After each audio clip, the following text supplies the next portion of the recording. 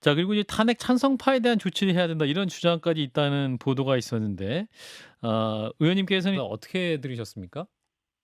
저는 그 말을 듣는 순간 '아 이분들이 헌법재판소의 판결을 부정하는 것인가.' 이런 생각을 하게 되었거든요. 아, 그런가요? 그러니까 예. '아직도 정신을 좀 차리지 못하고 있는 거 아닌가.' 아하. 그렇다면 자유통일당의 주장에 동의하는 국민 정치인들이 있다면은 음.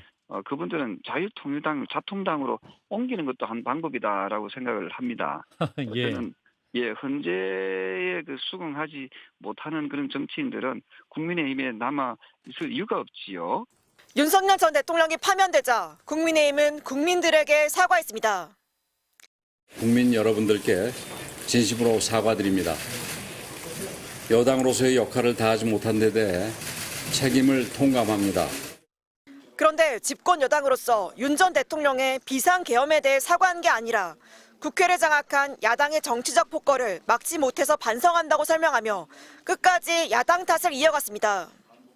의원총회에 모인 여당 의원들은 대부분 굳은 표정이었습니다. 권성동 원내대표는 지도부 차원에서 처음으로 조기 대선을 언급했습니다.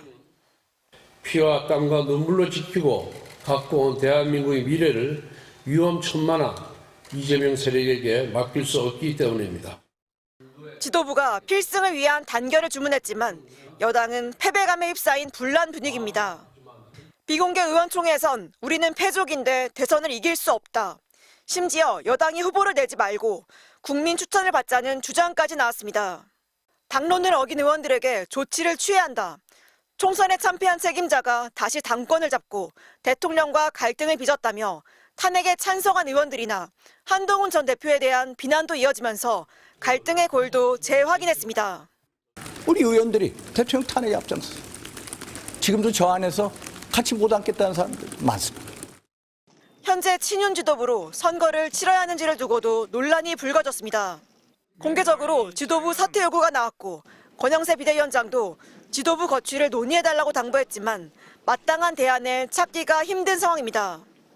권영세 비대위원장과 권성동 원내대표는 관저를 방문해 윤 대통령을 위로했는데 이 자리에서 윤 대통령은 대선 준비를 잘해서 꼭 승리하기 바란다고 전했습니다. MBC 뉴스 지은수입니다. 윤석열 전 대통령 파면 직후 열린 국민의힘 비공개 의원총회에서 이번 대선엔 후보를 내지 말자는 취지의 주장까지 나온 것으로 전해졌습니다.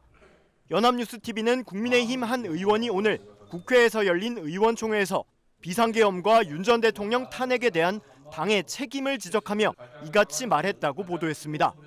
해당 의원은 여당도 다수당도 아닌 상황에서 후보 배출에 대해 거듭 회의적인 입장을 밝히면서 보수진영 원탁회의 등 구성을 제안한 것으로 전해졌습니다. 보수진영의 후보를 내되 국민의힘 소속으로는 내지 않는 방향에 힘을 모아보자는 취지의 발언으로 해석됩니다. 권영세 비대위의 사퇴를 촉구하는 목소리도 나왔습니다. 강민국 의원은 페이스북에 글을 올려 오늘부로 국민의힘은 소수 야당으로 전락했다며 현 지도부가 전원 사퇴하는 게 최소한의 도리라고 주장했습니다. 이런 가운데 의원총회에서는 탄핵에 찬성한 의원들을 규탄하는 목소리도 쏟아지면서 격론이 오간 걸로 전해졌습니다.